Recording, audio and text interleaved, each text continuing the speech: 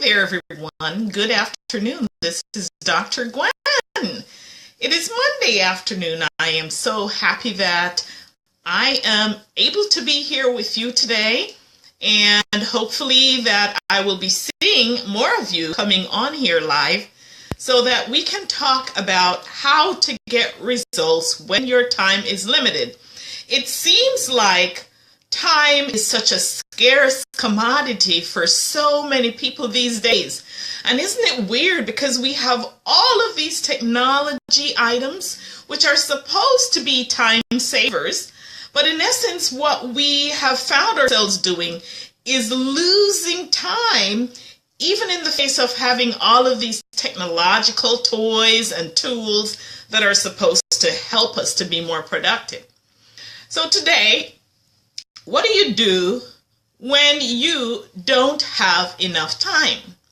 Now, I know that from my own experience and from the experience of talking with a number of people, and even in my own coaching clients, some of the things that I realize that we do is we have all of this massive list of things to do, and then sometimes we get overwhelmed by it. And I know that has been my experience in the past. So how did I deal with that? And how can you deal with this massive list of things? There was a time when my children were smaller, and I found myself coming home from work just extremely tired, ready to collapse. And when there is a major project or something that needed to be done, it's all that I could take to muster the energy to get up and to get it done. Now, do you find that are you doing the same thing?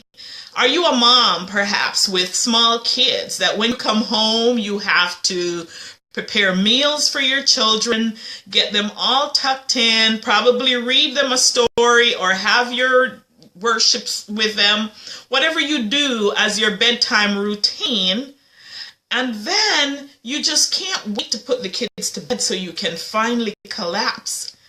And what if you are a mom with a dream? You have a vision and a dream of maybe starting something new for yourself, probably a business, an entrepreneurial activity, maybe something that you want to do, or maybe you want to go back to school and get another degree, whatever it is that you find yourself wanting to do, and you just can't seem to get up and do it because you're telling yourself, well, later you will have more time. When I have more time, I'll take care of it. Well, you know what? That time is never going to come, because life, as we know, as you may know, advances. It keeps coming at you, and there will be one thing after another thing after another thing. So how can you deal with that? The first thing that I've discovered for myself is when I set an intention, when I make a choice that this is something that I am going to do, magically things seem to get in motion to support that choice that I have made. If you don't make that choice, that this is something that you want and that this is something that you're going to go after, you're going to find everything in life conflicting with that thought. If you think ahead of how you're going to do it, it's going to seem completely impossible. You know, I remember a time when my kids were really, really tiny. The youngest was 18 months. The next one after that was about 3.5 years old, and then 5 years old. And the 5-year-old was in kindergarten, and the other two were in a preschool setting.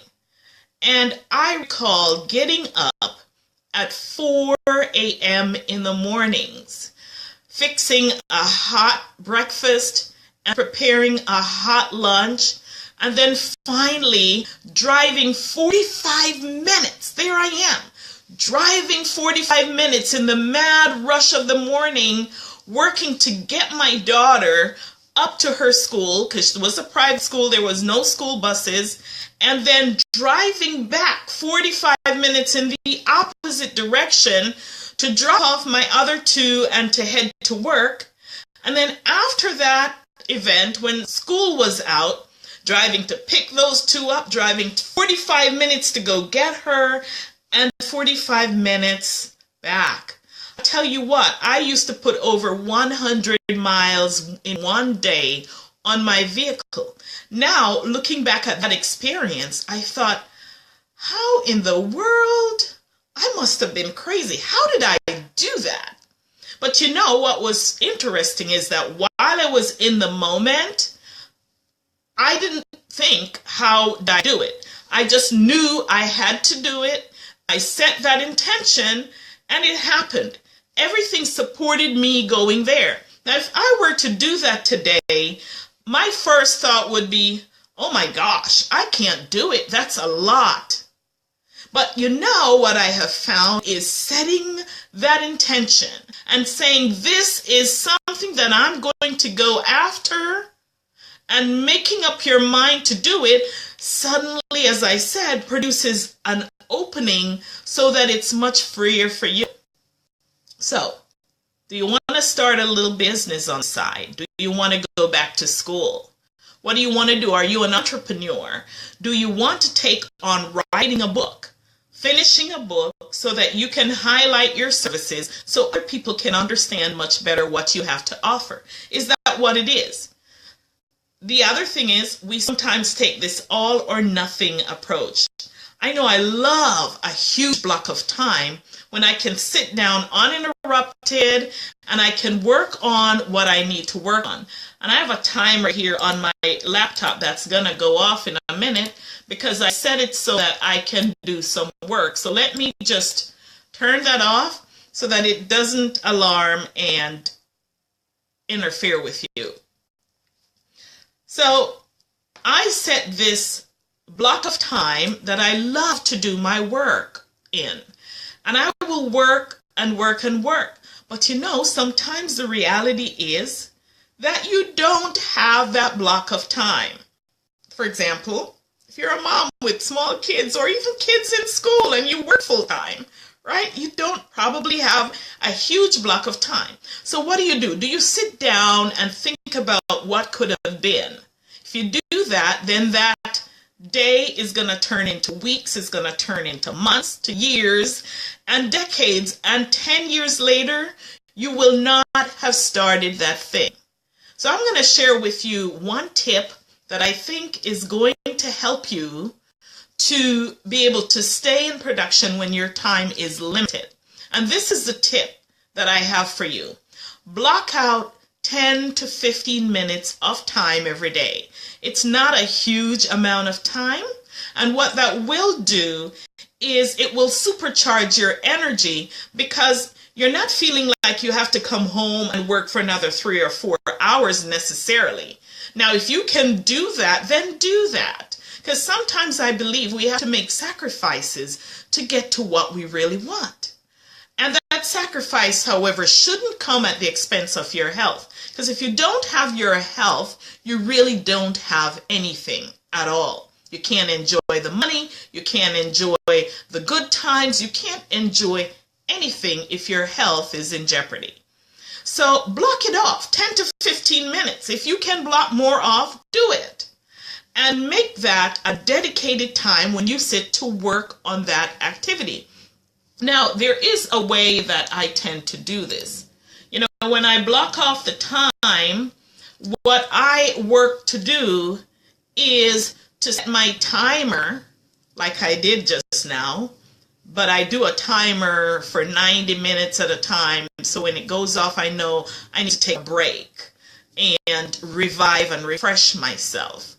But you set your timer for the time frame that you want to work for so that you can stay productive. There are two things that happen. When you have that timer going, you know that your time is limited and you're trying to beat the clock.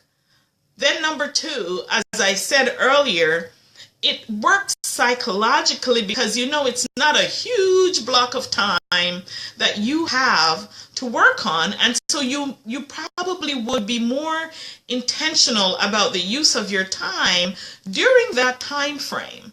when you want it. So set that block of time and set it up and do it. Now, what do you do when you're going to walk away from the activity? When the alarm goes off and you want to stop that activity? I know for you, maybe, I know for me for sure, that when I'm finishing an activity and when I start it again another day or another time, it takes me a good 20-30 minutes to get my brain back in gear to figure out where I was before I stopped it. Now, here's another tip leading off of that first tip that will help you to get around or work around that situation. And what you want to do is to make a little note of the page number that you were on, exactly what you were working on, and what the next thought would be. You got to remember that next thought, because I made a note before, and then when I went back, it still didn't help me. So what is the next logical place for you to go to while you were in that mode and thinking about it? Write it down. And I put that in my task list on Google so that when I pick back up, I know exactly where I was. Or here's another thing I do. I put it to the top of the document. Like I'm writing another book right now, and I will put at the top of the document, I know when I open that document, it's going to pop up and it's going to tell me what page I'm starting on, what was my thought, and what piece of research, probably a link or something that I was looking at, so that I can pick right back up and be quickly in the flow. I'm not naive to think that every single task is actionable in 15 to 20 minutes. There's some tasks that you probably will not be able to do within that time frame. You know, I am a researcher. I've done some statistical analyses throughout my career, and some of those tasks require more than that, so that you can not just run the report, but also make sense of the report so that you can analyze it. And if that is the case, if you find 15 to 20 minutes will not work for you during the week, then maybe a weekend every week, setting aside that little block of time every week to get through what you have to do will get you staying in productivity mode. See, it's much better than sitting down and wishing you started or wishing you had more time. See, that procrastination is not going to ever serve you. And at least, even if it's just 10 minutes every day, you are making progress on your goal. And you are not stagnating, not procrastinating. You are moving ahead. So 12 months later, you will have been much further ahead than if you had not started at all. So those are my tips to you, my friends, on licking that procrastination, popping procrastination bubble, and getting yourself out of that trap of I don't have enough time. You don't need to use that excuse anymore. Just use the strategy and let it work for you, because I know it can. It has worked for me. I have produced massive results in my life. I continue to produce massive results in my life. People think I'm superhuman. I'm really not. Whatever I'm showing you is something you can do too, but it does take some strategizing and some planning and some purposefulness about it. So I hope my tips helped you. And here's something else. I am running an Epic Results 5-day challenge. That is coming up next week, Monday. I am so excited about it. I have about 50 people in the group already, and I would love to have you joining me. Do you have a goal that you've been putting off, that you have not been achieving? Do you have something that you think may be too hard for you? Or when you think about it, it just wears you out and you get tired just thinking about it? Join the 5-day challenge and let's get that goal up and going so that you can achieve what you want to achieve in your life. I am here to support you in that regard, because I really feel that if everyone has the power to take on the things in his or her life that is important to him or her, what a beautiful place this would be. That low self-esteem and the lack of self-confidence, the unhappiness and the lack of fulfillment would not exist, because you would know you have the power to do whatever you need to do to get results that you need. So here, let's do this. Get on over there at thedrgwen.com/the-challenge and sign up today. Don't let it pass you by. thedrgwen.com/THECHALLENGE.